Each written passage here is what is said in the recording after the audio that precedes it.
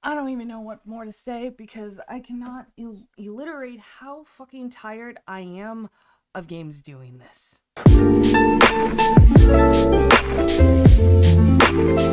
Hello everyone, I'm Eldis back with another video, and today we're going to be talking well, this is going to be more of a rant video because I am so fucking tired of games pulling the same shit that this terrible launch over Overwatch 2 did. And this isn't coming from a Blizzard, just, like, I guess now Microsoft, if they're actually gonna buy it. This isn't just coming from someone who just hates Blizzard. I mean, I don't like Blizzard. I mean, I don't know who actually does, but this isn't coming from someone of a hater, because I love Overwatch. Overwatch has been my favorite multiplayer game for years. I remember seeing my brother playing it back in 2019, and I just knew I had to play it. And I've been playing it quite daily since then. Like, I generally do like the game, and so when I heard we were getting an Overwatch 2, I don't know, I just felt like it wasn't needed. Maybe a huge update, but nothing that warrants shutting down servers and just making another whole new game. I mean, I get they're going more for a free-to-play battle pass kind of thing, which, I don't know, I hate that games are going towards that direction, but I also can't complain too much because, I mean, we the people made it work for them to want to do it.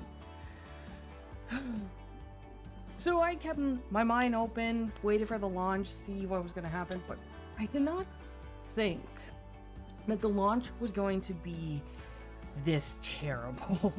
People were getting kicked out, there was queues that people wait for hours, only to be told that they couldn't get into the servers.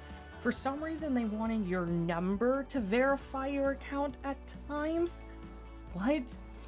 And not to mention, you could be stuck in a queue for hours and still not get into a game. It was just terrible. Wait a second. Wait, I'm actually in the game. Wait, holy shit, am I actually in the game now? Oh my god. Got him. Alright. Fuck! Wait a sec. It just put me back in queue. Bro, what the fuck? Let's see how long this takes to go down. Let's see how long it takes to go down. Maybe it'll go down fast.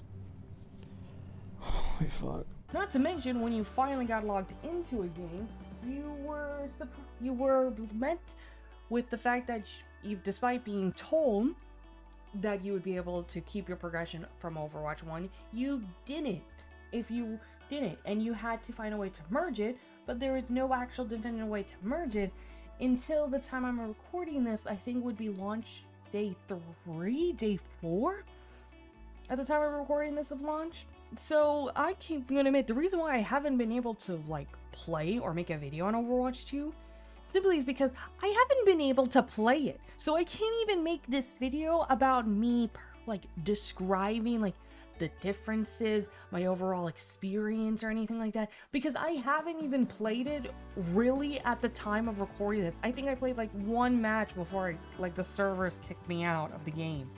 So I haven't been able to play any of it, which is quite sad and annoying because I do really want to play this game. I want to really dissect it and see what this, to see the changes, the differences, to make a really thorough review of Overwatch 2, just especially since this is a game that I really do love, or I love Overwatch.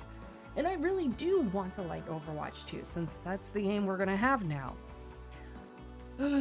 But yeah, at the time we're recording this though, it seems like I'm gonna be able to get in, because I was able to get in 3 different times without being stuck in the queue. I mean, my game did disconnect once. Yay! Disconnected again. Totally not a thing that has happened 3 other times. Yay! Are we getting into a game now? Oh, wow, surprising. And then the game itself was like, hey, we're gonna merge the accounts. I'm like, okay, cool, so I'm gonna get all my stuff back now, right? Only to realize that I have to wait at the time of recording this along with 230,000 people before my account will be merged. This really shows you how unprepared they were for this, or how underprepared they were for this. They clearly did not. They clearly were not fully prepared for this, and they probably thought they were, but they weren't, and they weren't. It was a disaster. I think everyone can agree that it was a disaster launch, but it seems like now things are getting better. Took them like a couple days, but seems like it's getting better. But even then, I don't like games that just have terrible launches. Cyberpunk 4077, even though I will admit that game has severely redeemed itself, the launch should not have happened. The game should have just been delayed. We have Fallout 76. We have currently the newest Saint Rose 2022 that's still suffering a lot of bugs.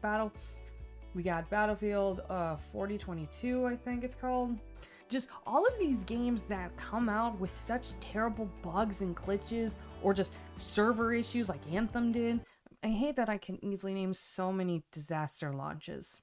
And that's the thing, is that because the problem when it comes to live service games is that when they have terrible launches, everyone's just like, oh, it's fine, they're going to repair it in the coming months, everything is going to be okay. And it's just like, no, we shouldn't accept it. Rather the game is free to play, because usually there's going to be some microtransaction in there, or worse, it's a game you pay $60 to sometimes $120 like the Madden games. Those games just seem to be very buggy as fuck now these days.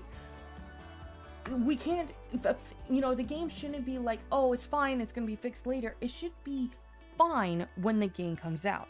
I understand when there are small little glitches and bugs, maybe some graphical errors sometimes, but an overall server crash such as the ones Overwatch 2 was experiencing, or any of the other games I mentioned, those are not acceptable. When you're doing a live service game, be prepared for a live service game, because it is not impossible. There were tons of free games that have been released or free to play games, or even live service games that have been released with no problem at all. I mean, think whatever you want on the franchise, Call of Duty tends to be very good at this. I mean, every Call of Duty game launch that comes out, my sister's fiance pretty much buys and never had a problem with any of these issues.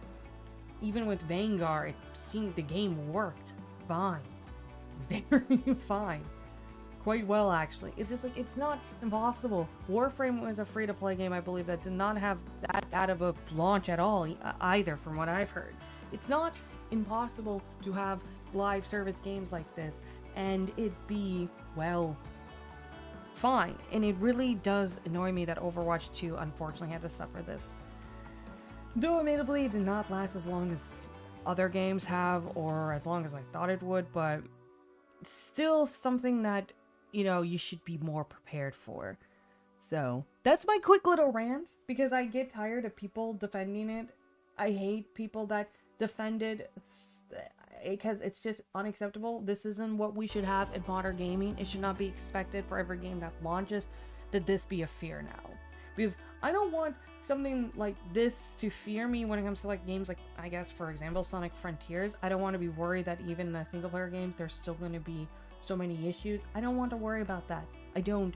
Can we just not have that, please? And thank you. I don't know. It's really ridiculous. I'm definitely just tired of games doing that. But we'll see how it goes for Overwatch 2. Terrible start, but maybe they can pull something and the rest of the road will be smooth sailing from here or something like that. Still waiting for my account to be merged. I'm just staring at my Xbox, just waiting for it to merge. Yay. Yay. But that pretty much be it. I really can't make any more thorough comparison from the first to the second one because I just have not played the game enough. So I most likely would stream the game during the weekend and see how it goes, because I can just how it goes. So yeah. So with that being said, leave a like, subscribe if you haven't already. I post videos as often as I can. I generally have been loving the support of my last video. That does make me feel better, as well as the jump in subscribers. Really loving that. Thank you all. And as always, till next time. Bye-bye!